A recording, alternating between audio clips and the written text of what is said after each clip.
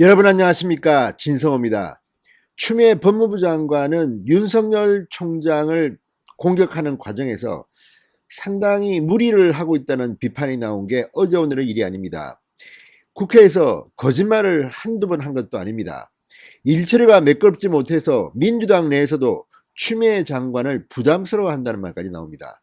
왜 이를 이 지경까지 만들었느냐? 윤석열 영웅 만들어준 것밖에 더 있느냐? 문재인 대통령만 바보 됐다, 뭐 이런 지적들이 국민들 사이에서 나오고 있습니다. 그런데 이번에도 치명적인 하자가 하나 발견됐습니다. 이 문제는 간단치 않습니다. 자, 추미애 법무부 장관이 윤석열 총장을 쳐내기 위한 징계위원회를 구성하는 과정에서 법을 어겼다는 지적이 나오고 있습니다. 바로 징계위원장 직무대행 정한중 한국외대 교수 이야기입니다. 자, 추미애 법무부 장관은 이 헌정사상 처음으로 현직 검찰총장을 징계위원회에 회부했습니다. 그리고 윤석열 총장을 징계 청구한 사람이기 때문에 이 당연직 징계위원장인 추미애 장관은 이번 징계위원회에서는 빠집니다. 심의를 할 수가 없습니다. 검사징계법에 따른 결정입니다. 따라서 추미애 장관을 대신한 징계위원회 위원장 직무대행이 필요합니다. 이번에 그 자리를 맡은 사람은 정한중 한국외대 교수입니다. 그런데 정한중 교수, 최근에 했던 발언들을 통해서 알 수 있지만 확실히 편파적인, 중립적이지 않은 인물임에는 틀림이 없습니다. 본인은 부인하지만 최근에도 황운하 민주당 의원의 검찰개혁 세미나에서 윤석열 총장을 비난했고, 또 이번 징계 사유 중 하나인 이 윤석열 총장의 정치적 중립성 위반, 여기에 대해서도 징계 사유와 비슷한 발언을 했습니다. 그러니까 심판이 될 자격이 없다는 이야기입니다. 그런데 왜 추미애 장관은 무리해서 정한중 교수를 밀어 넣었을까요? 그런데 여기서 심각한 문제는 다른 데 있습니다. 원래 이 검사징계위원은 7명입니다.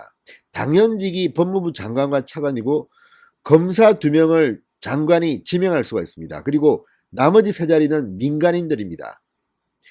이 자리는 장관이 위촉하는 자리입니다. 그런데 윤석열 총장에 대한 징계위원회를 개최한다고 하자 민간 위원인 교수 한 사람이, 역사학과 교수라고 합니다.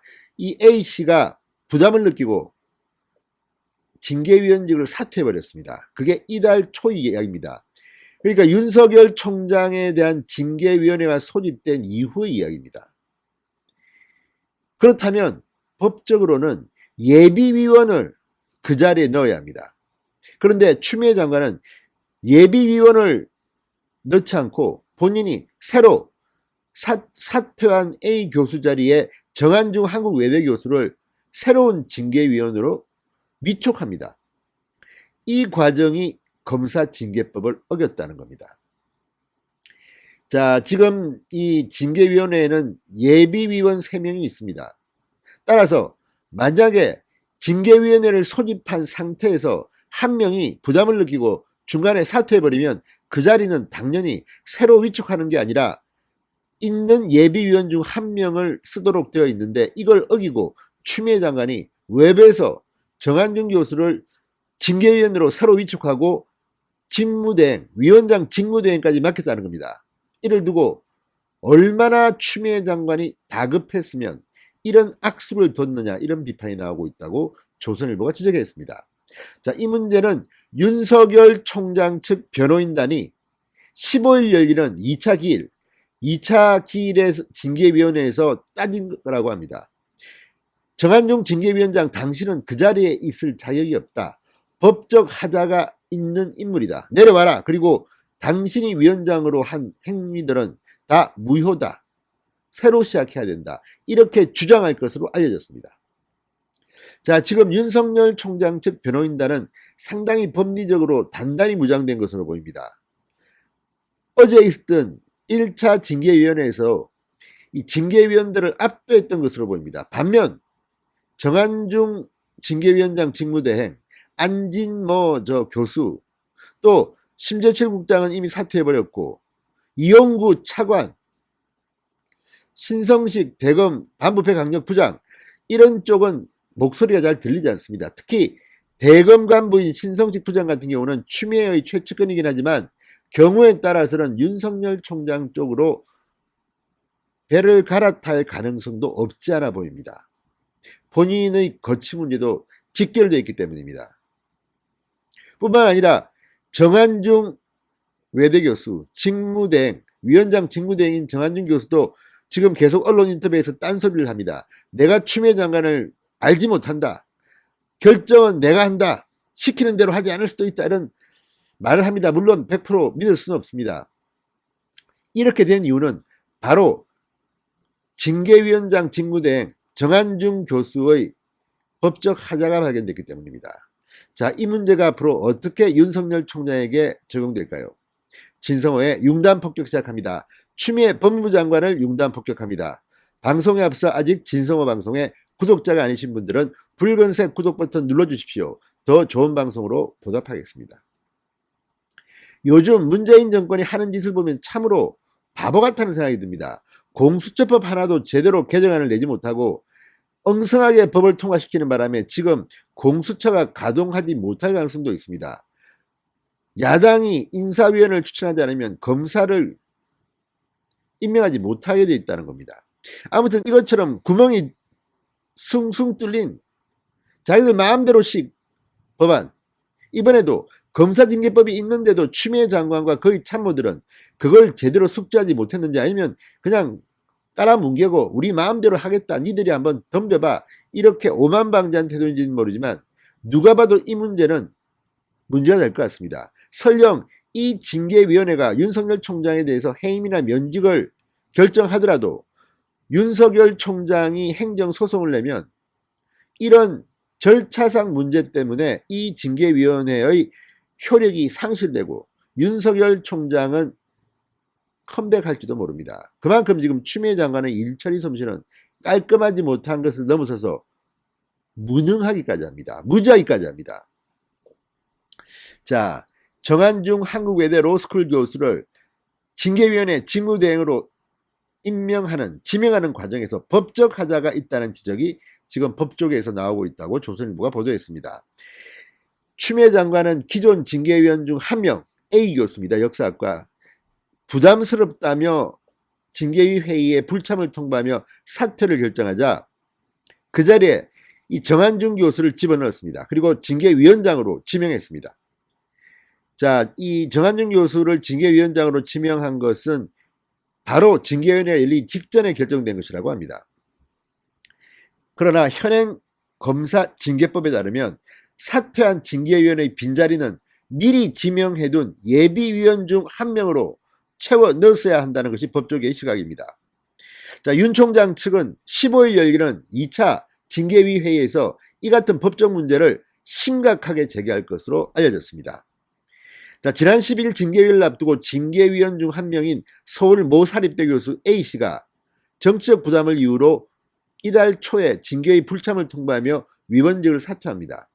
법무부는 그 자리를, A씨의 빈자리를 이 정한중 교수를 새로 징계위원으로 위촉합니다. 그리고는 징계 청구권자로 징계에 참여할 수 없는 추미애 장관을 대신해 정 교수를 징계위원장 직무대행으로 지명합니다. 자, 이 과정에 법적 하자가 있다는 겁니다. 검사징계법 4조 2항, 징계위원회는 위원장 1명을 포함한 7명의 위원으로 구성하고 예비위원 3명을 두도록 합니다.